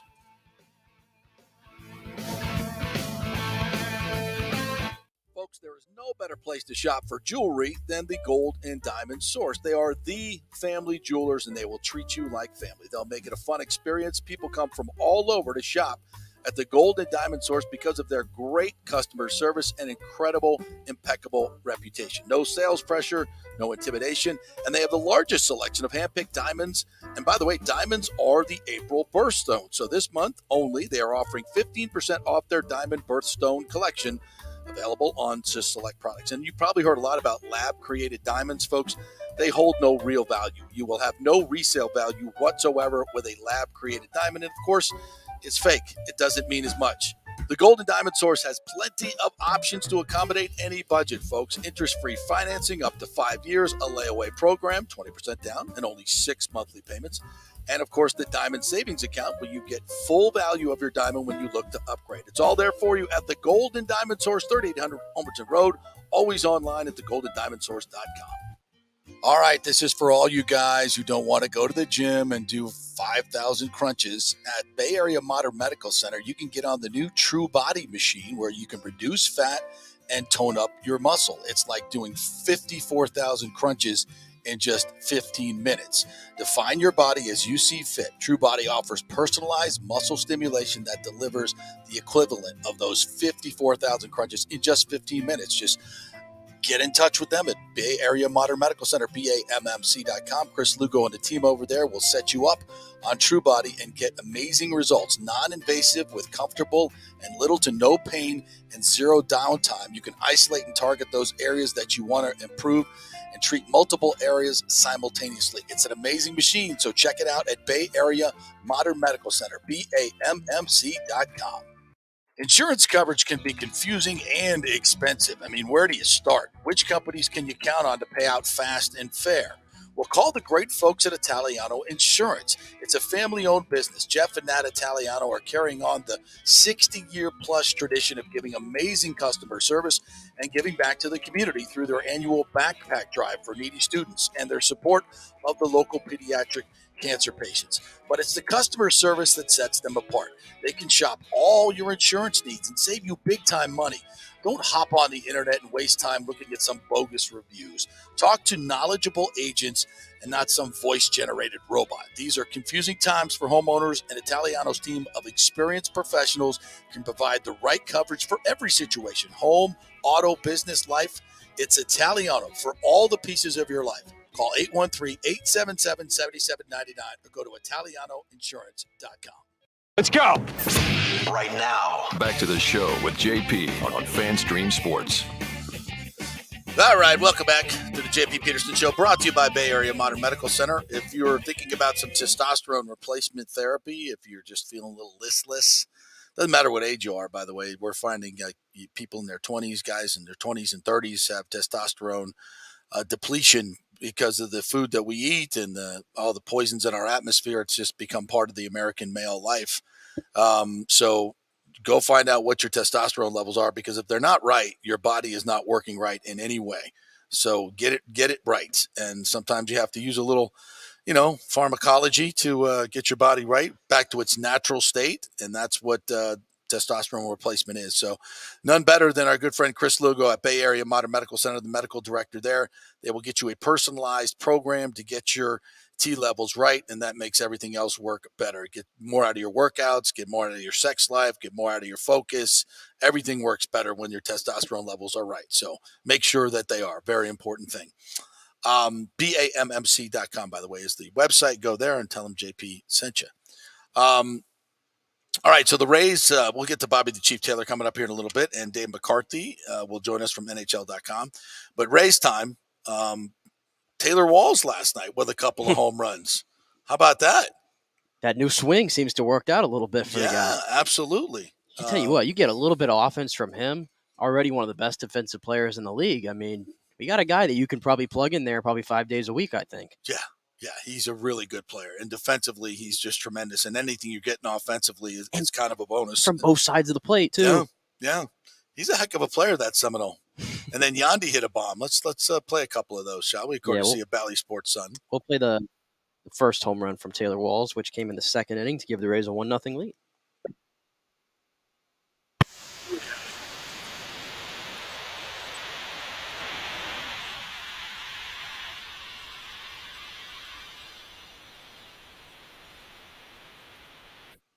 Intimate gathering on a cool night in Cincinnati. They're all intimate gatherings over in Cincinnati, evidently. Yeah. Once great organization that has just really fallen on hard times. Yes, they have. Yeah. But here's the second home run of the game. Yandy Diaz to break it open in the same inning, I believe it was. A 3-run home run, his 5th of the season, if you can believe it already for Yandy. And there's a shot. Well tagged. That baby's going to go. Out of here. Home run off the bat of Yandy Diaz. A 3-run blast. The Rays with 2 home runs in the inning, and they have a 4-0 lead.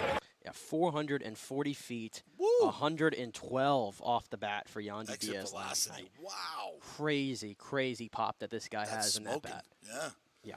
Getting a little bit of elevation, and that's where it goes. So, and then a Rosarena homered later, 10-0. But by the way, boy, Taj Bradley. Your boy Taj Bradley. It's a story, though. Did you see that split finger he threw? Nasty. Holy shit. Nasty. I take back what I said. He needs to stay in the big leagues. And he is, by the way. He's starting Monday against Houston. So he's here to stay. He should be. Which they have no other options because of Jeffrey Springs. Another Tommy John. I'm convinced that whatever the Rays do to fix pitchers is wrong. Something about it. We need a deep investigation. Yeah. Well, I heard something that just blew my mind. That their doctors do not believe in stem cells. From a very reliable source. That their medical people, and I've heard there are people starting to chirp outside of the organization and the players.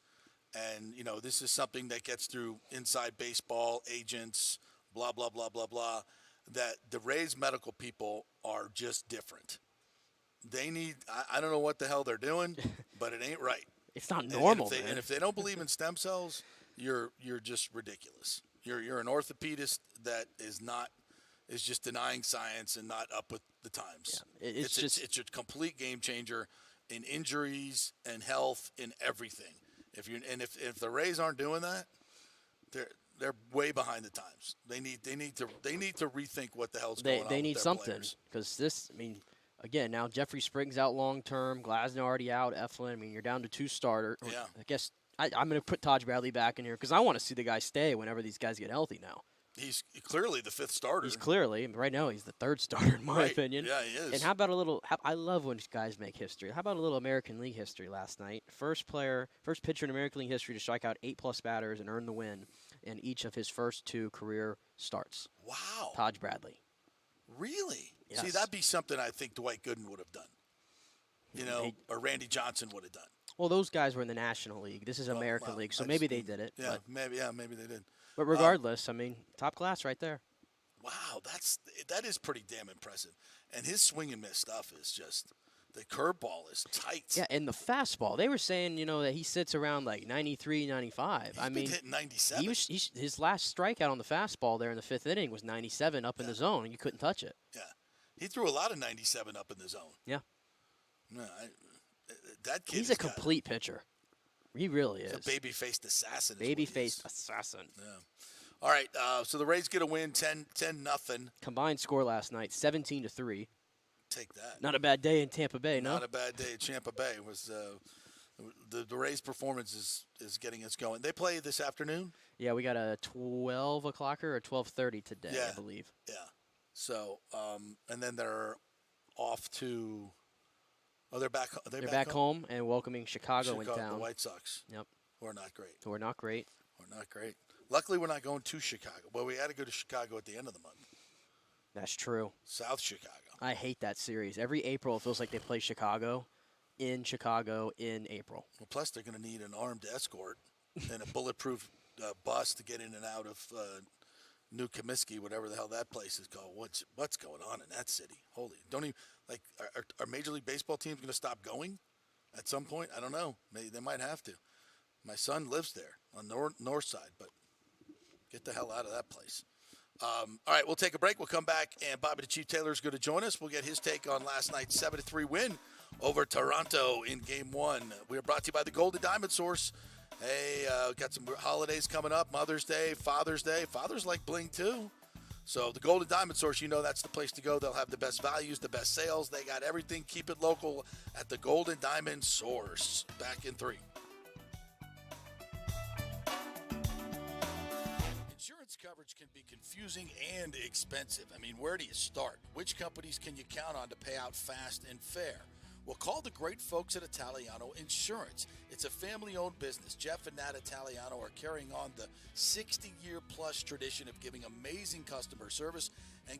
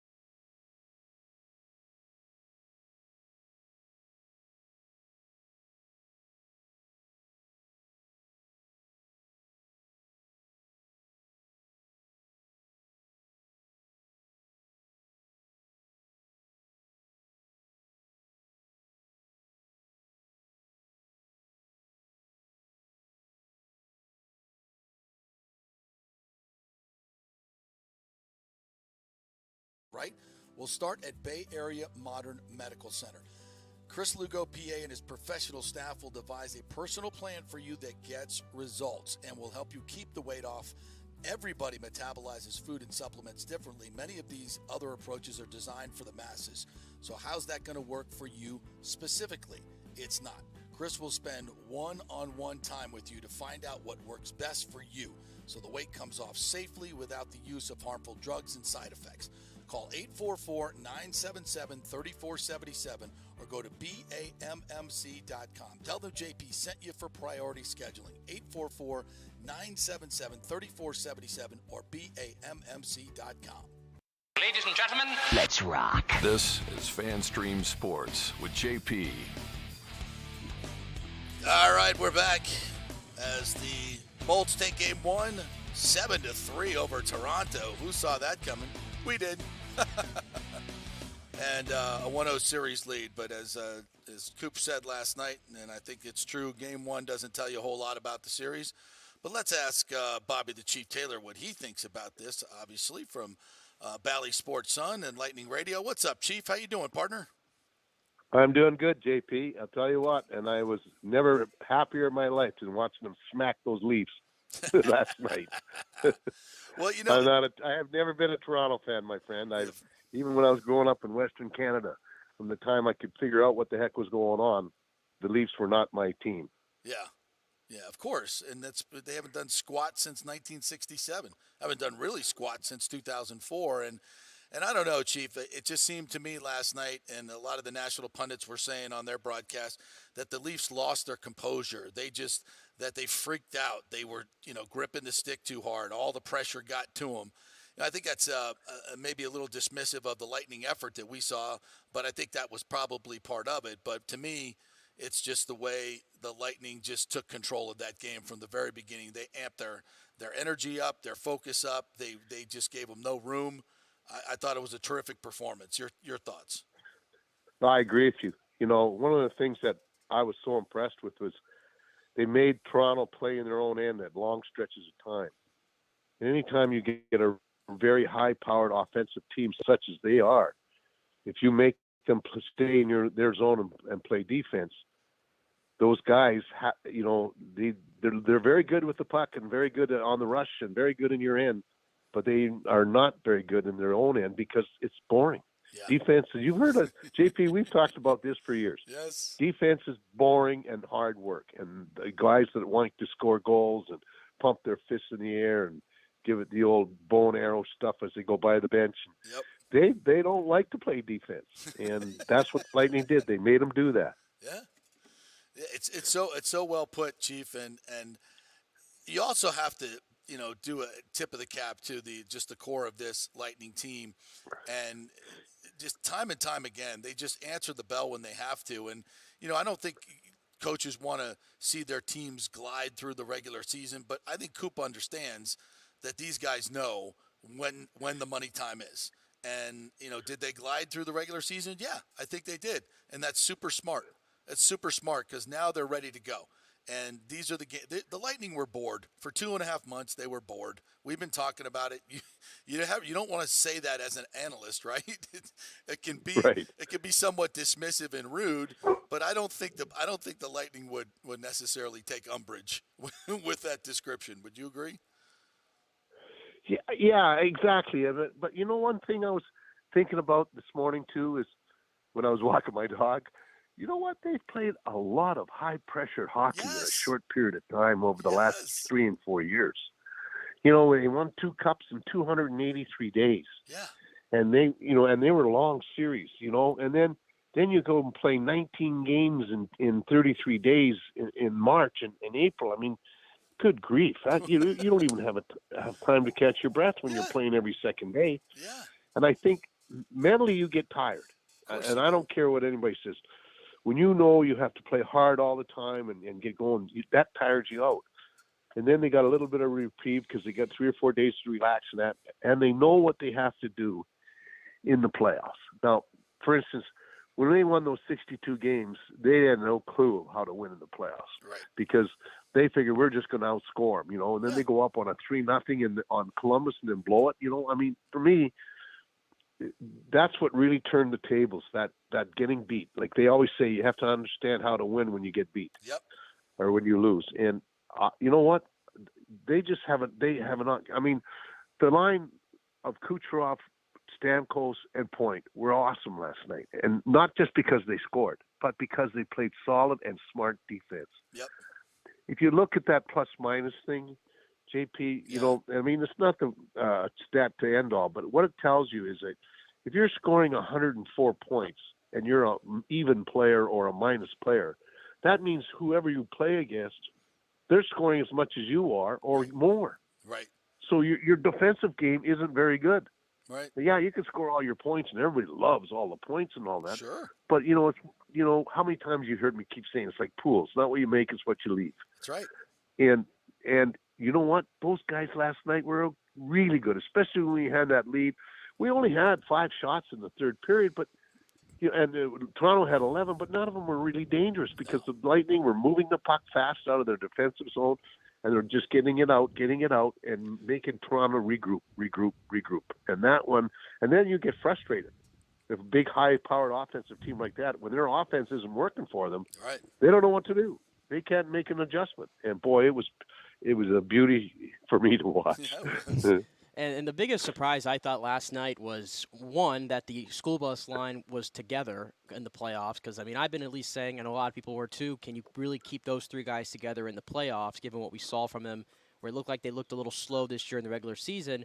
And, of course, they shut me up, a minute in and score the first goal with Bellemare. But Corey Perry in particular, I thought he was one of the better players on the ice last night.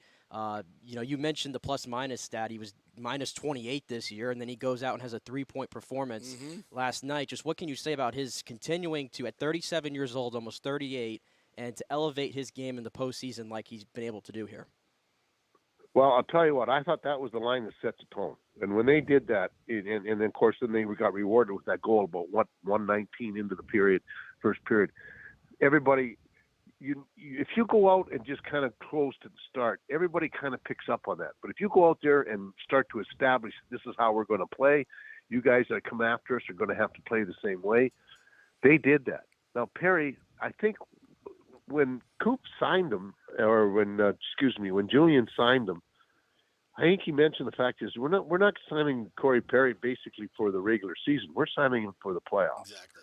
Because he's always been a very, very strong playoff player, even in Anaheim. And so I think, I was with you guys. I kept thinking, gee, but Christmas, he's really lost his straight. He's minus 24. He's more of a detriment than he is a positive. Yeah. And yet, boy, I'll tell you what, I rant and raved on the radio last night about how they set the tone for that whole game, and the Lightning just followed, and they kept it up all throughout the 60 minutes. Bobby the Chief Taylor joining us here.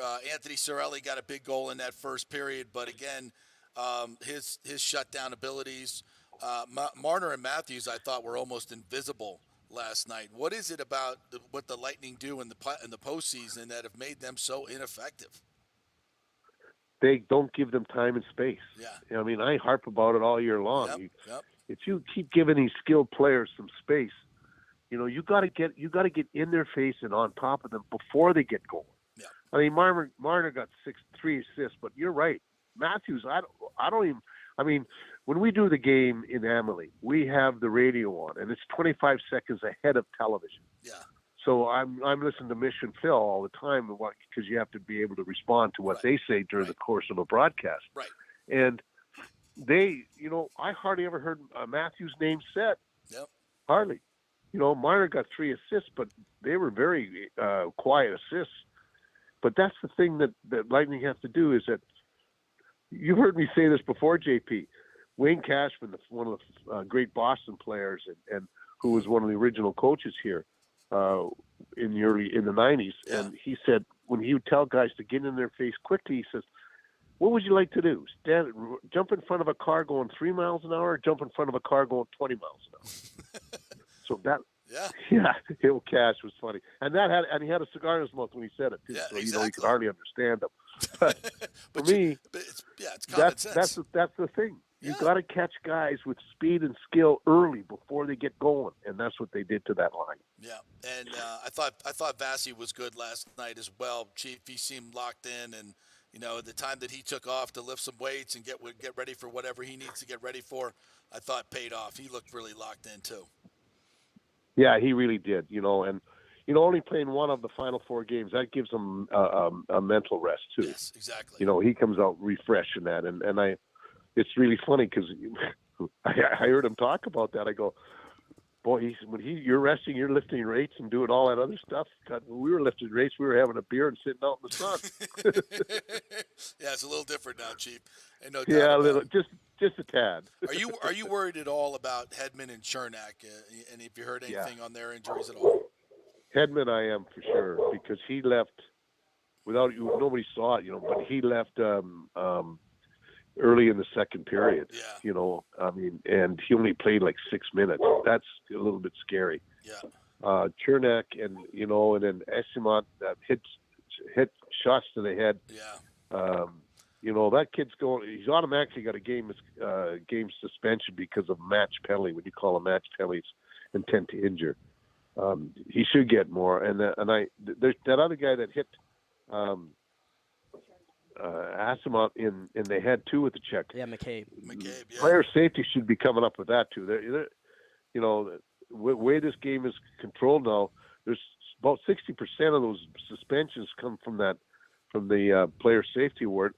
There's never a penalty called. Yeah.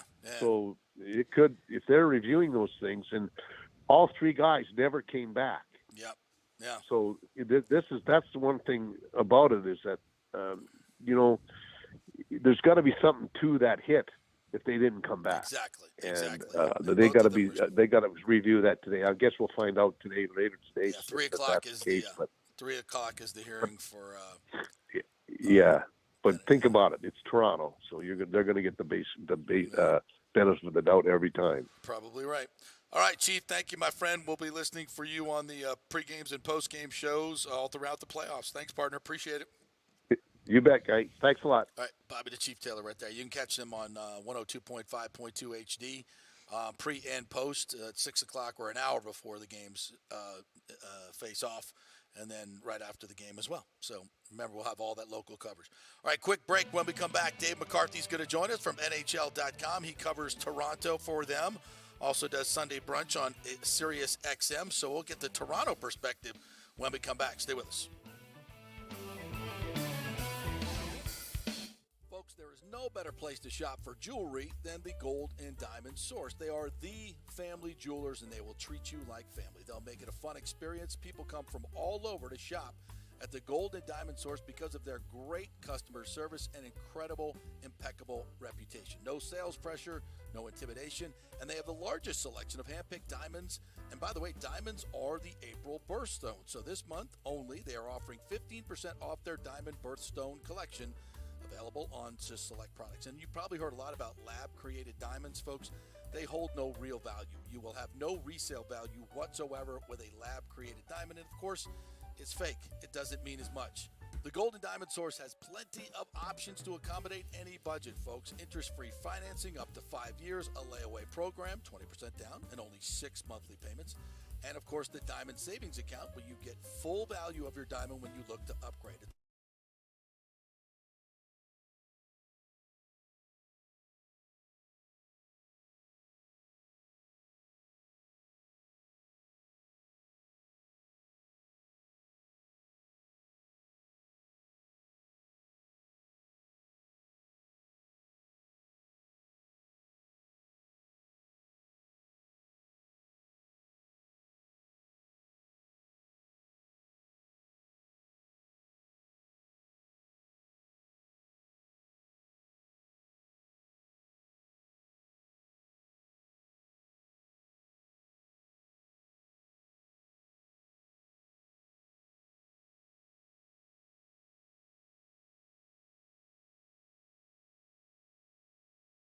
Dealing with these bigger law firms, check out the Jeeves Law Group. Go to JeevesLawGroup.com. Tell them JP sent you. Get a free consultation.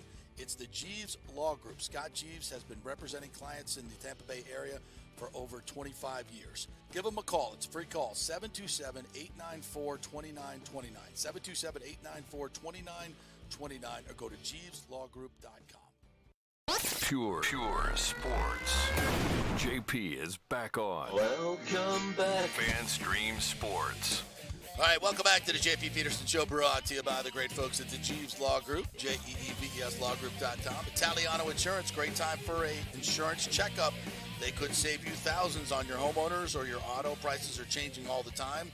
So just give them a call, 813-877-7799. Tell them you want an insurance checkup. They do all the work. You save all the money. ItalianoInsurance.com. All right, let's welcome in Dave McCarthy. Is the host of Sunday Brunch. You know I love Sunday Brunch. 6 on SiriusXM Radio. Also covers the Maple Leafs for NHL.com.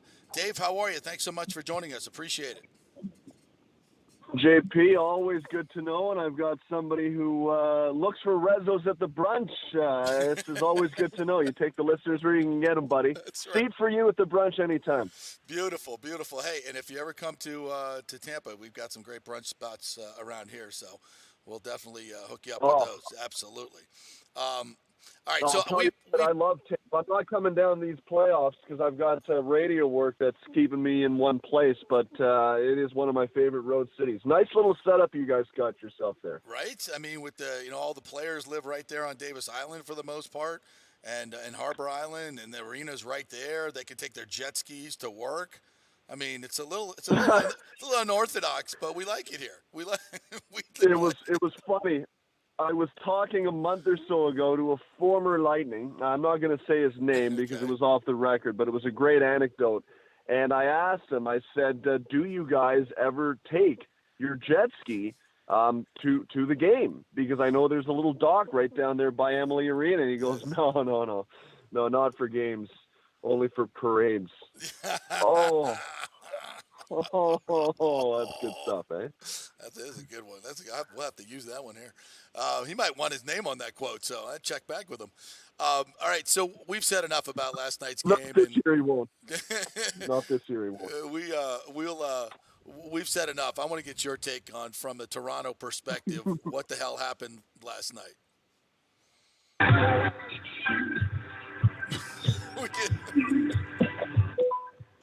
Are we getting? Hello, sorry, I lost you, buddy. What was that? You got me? Yeah, I got you. Okay. No, you know what? I'm just getting to the practice facility, and I was changing my phone from in the car to the headphones. And when I pulled out the plug, for whatever reason, the car stereo started playing. Yeah, we heard the whole thing.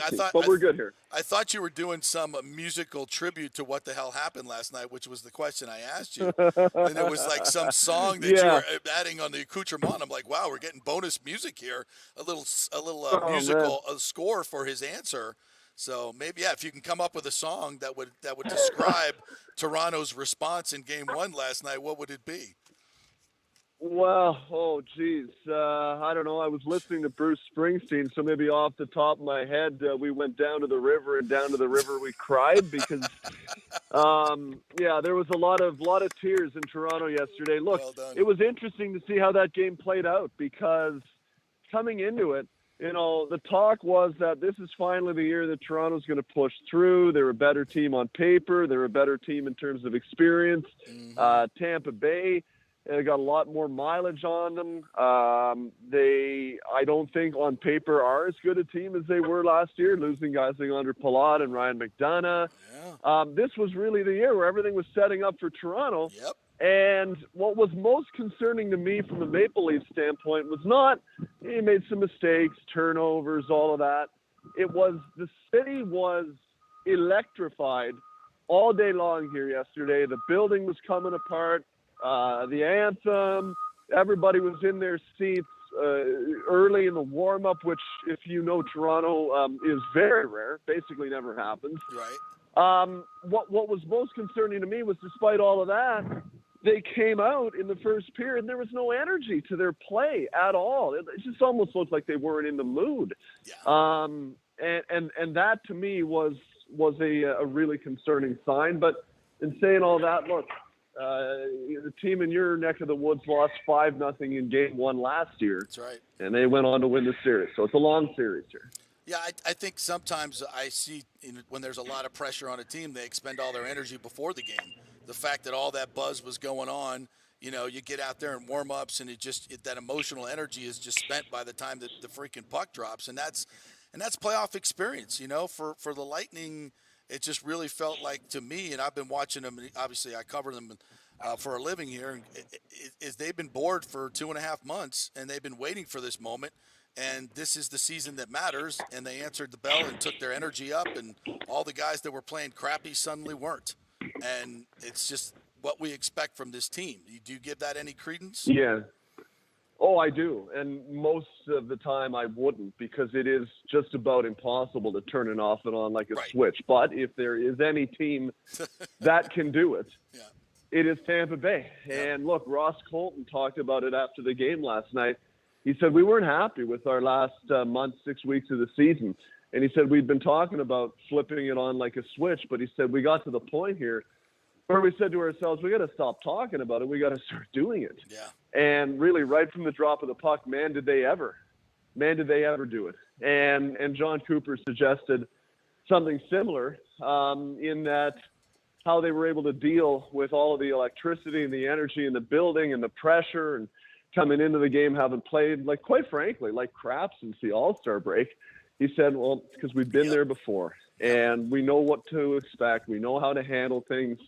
We know how to get our game in order. And he said, I would never bet against any of the guys in that locker room because he said, I know we've got a bunch of gamers in that room that when push is going to come to shove, they're going to be ready to play when the chips are on the line. Yeah, and we talked a lot about today, you know, their ability to elevate, and particularly Kucherov and Point and Corey Perry out of nowhere, right? And Corey Perry was unbelievable. Yeah, he was that whole school bus line. I mean, that was the pleasant surprise here. We didn't think those guys were even going to be together, and then they were, you know, the guys that led the way yesterday early on. So, and then when you look at Toronto, though, I mean, their issues are documented. I mean, Marner, I think, has 7 goals in 40 playoff games. Matthews is under a point player in the postseason. They haven't seemed like they figured out a way to elevate. I thought they were both quiet last night.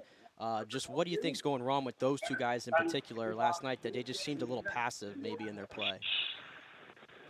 Yeah, I mean, the numbers can be deceiving at times because you turn and you look at the score sheet at the end of the night, and Mitch Marner's got 3 assists, and Auston Matthews got 2 assists, and you're thinking, okay, well, they obviously showed up, but I'd agree with you.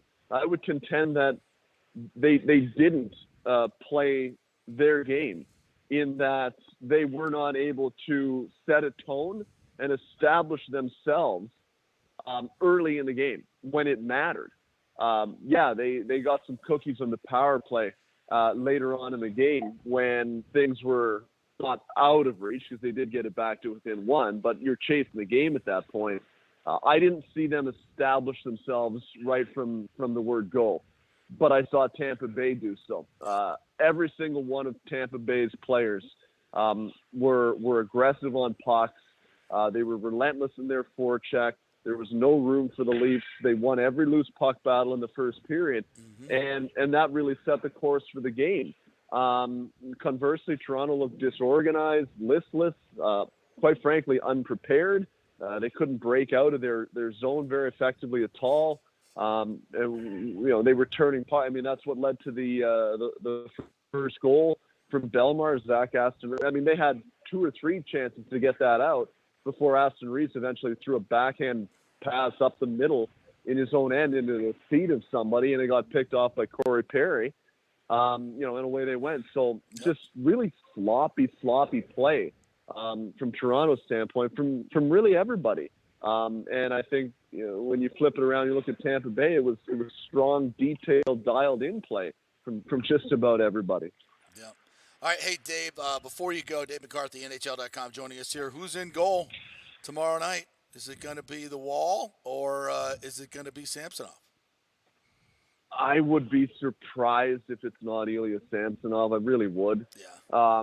Look, I think Toronto's got far more issues to correct in Game 1 than just goaltending. And in saying that, Ilya, he looked like he was fighting the puck too a little bit. Yeah. The second goal, I mean, that was a fairly easy shot that he punched a rebound right into the slot, and it ended up in their net. The Hagel shot that led to the second goal. But you know, you are where you are this year if you're the Leafs, largely because of where Ilya Samsonov carried you. He was outstanding all year long. So to go away from Ilya Samsonov already, I think that would suggest panic. Yeah. And I don't think it's time to panic in Toronto, despite what the legions of Leafs followers might otherwise suggest. All right, Dave, thank you for your time. I know you got business to do there. We really appreciate it. Maybe we'll check in back with you as the series goes along. Appreciate you. Anytime. Happy to do it. Thanks, guys. Thanks. You can catch Dave on NHL.com, SiriusXM Radio for the Sunday brunch, and on NHL.com covering the Toronto Maple Leafs. I think they're searching for answers. You can tell right there from Dave. Yeah, unprepared. Unprepared. Unprepared was the word that he used. And if you're Toronto, you've had 3 months to prepare and to make things a different outcome. And like he said, your stars have got to be stars in the postseason. Yeah. And the numbers were very deceiving. I don't care that Mitch Marner had 3 assists last night. It was like the game was over. Not that it was over at 3-0, but you kind of felt like it was over, even when it got back to 3-2, and that point goal was just huge to make it 4-2, and then all the shenanigans. And this is what happens to teams that are inexperienced. A guy like Bunting just feels like he's got to go do something, right? He's got to go make a big hit. He's got to go do something that's out of character. Just play your game, but your idea of elevating your game is to do something out of character. Right. That's not elevating your game. What elevates your game is staying in character and being better at what you do. And that's not what Toronto did last night. They tried to be something that they're not. And maybe this is where, we've talked about this, and Chief has talked about this as well, and talked about it with Brian Engblom. When you bring in so many guys at the deadline, when you're changing literally half your starting lineup, it's different in the playoffs, right? It's just different. You're trying to suddenly become this team that's more sandpaper and grit than it is finesse, and you've been that finesse team. The Lightning were able to do it, but within themselves, right? And it just seems like Toronto was searching for that identity. We got to be tougher and grittier to play against, and they forget to go out and be a good scoring team as well. And take care of their end as well. Because I truly think the Lightning, and especially going forward, seeing what goes on with Hedman and Cernak, I think there are going to be a lot of chances for Toronto to break things open. Yeah. Quite frankly, I do. Yeah. I don't have much confidence in probably half of the Lightning's D pairs without Hedman and Cernak there. Yeah. So if you're Toronto, it's a huge loss. If you're Toronto, that's and we don't know how long they're lost for. If you're Toronto, though, it's like you have the skill players. Go to the Lightning have proven that they'll leave the middle of the ice open to you. It's going to be open. You saw what happened on that power play goal for Nylander. How long did he hold the puck there before he decided to finally just keep walking in, and shoot? Yeah. Lightning gave no resistance to that at all. We've seen that happen. So I think that's Toronto's best play. It sounds really obvious, but they just didn't do it the other night or last night. No. And look, if you're the Lightning, how do you steal game 2 as well? You just go out there and do exactly what you just did. Don't give them any time and space. Work your ass off. The process. It's going to be a crowd that's completely on edge. Yeah. The entire night. You can send them over get that first goal, and I think it's going to be Samsonov as well. But he's got to feel like he's got a short leash. Yeah, mentally, where's he at? Right. Because he knows. Short leash, like you said. That he played like shit. Yeah, and he knows he's got a short leash. Because I think Wall. To me, if you're Toronto, I think you ride the hot hand. I thought he was the hot hand going into the postseason. 6-1. Experience be damned. I understand all that, but a lot of it is who gets hot at the right time. He's got to be fresh. And I don't think Samsonov is not like one of these. Is he even like a top 15 starter in the NHL? If he is, he's probably 15. He's not one of those guys that no matter what, I think you go into the foxhole with. I'll say this: 1-7 in the playoffs. It's not great. That's I won't say a significant sample size, but it's big enough to suggest you don't rise to the moment. No. And his play last night was not great.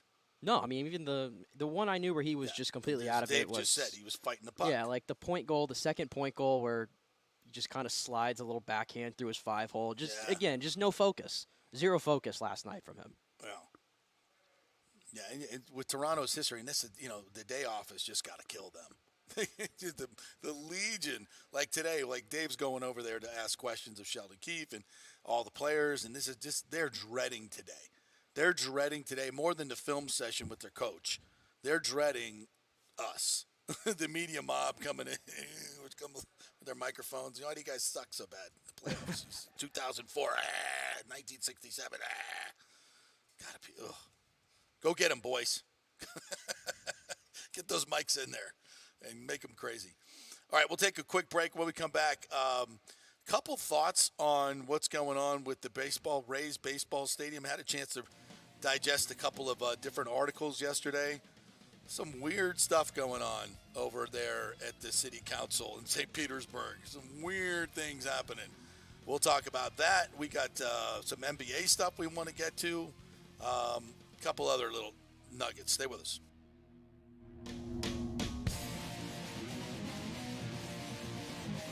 Hey guys, JP here for the Gold and Diamond Source. There is no better place to shop for jewelry than the Gold and Diamond Source. We know that. They are the family jewelers, and they will treat you like family. It's always a fun experience. Just head on over there. You will not find a better selection anywhere in the world. It's a jewelry super center. They've got engagement rings, necklaces, earrings, pendants, chains, and thousands of diamonds to choose from. They're all right there.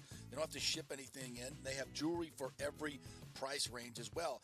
Guys, if you're looking for some of those baller watches, they have a great selection. They have new and used. You can get some great collectibles there as well. And if you're looking for some more affordable gold and diamond jewelry, you have to check out the Emily collection from Emily Johnson Weintraub. Emily created this collection for people who want to wear and stack elaborate jewelry but don't want to pay the big ticket prices. You got to check this stuff out. The Gold and Diamond Source has plenty of options to accommodate any budget, interest-free financing for up to 5 years, and a layaway program, 20% down and only 6 monthly payments.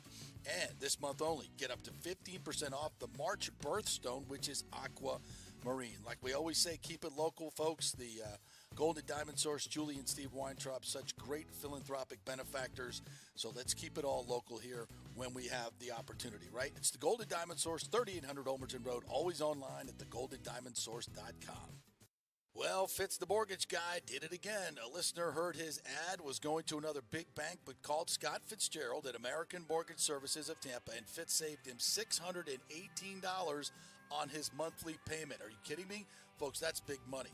Rates are going up, they're going down, they're going all over the place. Scott will shop your loan and save you lender fees and get the best rates. Email him, scott@amstampa.com, or call 813-294-7595. That's Fitz, the mortgage guy. Lots of stuff going on right now, and these rates are going all over the place. You need somebody knowledgeable in the market that will work hard for you and get you the best deal. That's my man, Scott. He's done 3 loans for me, done thousands of loans for local folks here, works with a lot of the coaches and players in the area. He's the guy. 813-294-7595, or go to scott@amstampa.com. Ladies and gentlemen, let's rock. This is FanStream Sports with JP. All right, welcome back on this beautiful hump day. So the Lightning get a big win in Game 1, and the Rays go out and spank the Reds 10-0. Taj Bradley with 9 strikeouts again last night, becoming the first American League pitcher in history to win his first 2 starts with 8 Ks or more. And he did it, both of those starts in like 5.5 innings, right? He haven't even gone 6 innings. Yeah, yesterday was 84 pitches and 5 1/3, I want to say. Yeah, showing a little fork ball, split finger last night, or change up, whatever the hell that thing was. He is unhittable. All right, just a couple other stories I wanted to get to. So somebody asked me yesterday about the story in the newspaper, in the Times, about the negotiations that are going on with the Rays. And that story was curious to say the least. It was 2 Times reporters who went and talked to all of these city councilmen, and they're detailing how the Rays and Mayor Welch and the city council are getting around sunshine laws by having individual meetings and keeping all the negotiations quiet. Now, forgive me for being a little bit curious as a journalist, but it seemed like the article was normalizing that this was okay. And I can only just imagine if they caught Ron DeSantis running around doing one-on-ones to avoid sunshine laws, how they would cover that. It would be much different, I can tell you that. But it was like, we're going to, and there are all these quotes in there about how great it is to keep negotiations secret because that's how you get things done. And I'm saying to myself, so this is a mayor who's considering, $1 billion at least in subsidy to a billionaire, and we're keeping all of these negotiations about how much the city is going to pay and how much the Rays are going to pay. We're keeping this all silent until we have, quote, a plan. We mean until you quickly adopt that plan and there's no time for public discourse or public comment on this plan? I mean, it seems really weird to me that that's the way we're going about this, especially given the fact that the owner is not the most trustworthy person in the world, being sued by his partners, his business partner, for fiduciary fraud. So if you're a constituent, there were no questions to constituents in the St. Pete area or the Pinellas area saying, hey, is this okay with you guys? They're negotiating this in secret. How do you feel about that? Wouldn't you like to know where $1 billion of your public tax dollars are going? And they may be tourist taxes. I get that. But that's still money coming into the public coffers. And then we have to decide how to spend that money, right? If you're all part of the city of St. Pete, Pinellas County. And so to justify how they're skirting sunshine laws in these negotiations seemed a little weird to me. And then yesterday, there's also this federal indictment of these Uhuru folks, and I'm having people email me and say this is connected to, the elections that have happened in St. Pete and the secrecy that's going on now with this. I'm like, I don't even know what to make of any of this stuff, to be honest with you. But yeah, I don't think Major League Baseball wants to be involved in issues like this. There seems to be a lot of. Yesterday's article was very, very odd to me. I don't know how you guys felt about it, but the fact that they're not doing this, in the sunshine and telling us what's going on with these negotiations seems a bit odd. Draymond Green was suspended for a game, and the Warriors are already down 2-0. Yeah. I mean, did they not see Sabonis grab his leg? I don't want to sit here and just support Draymond Green, but I mean, my goodness, he grabbed his leg.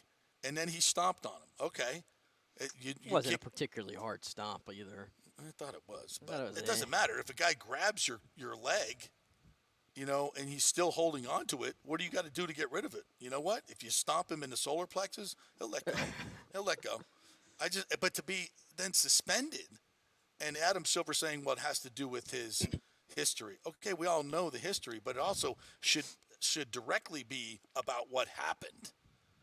Just because he has a bad history, if he, threw his gum away, you got a bad history, we're going to suspend you because you threw your gum away on the floor. No.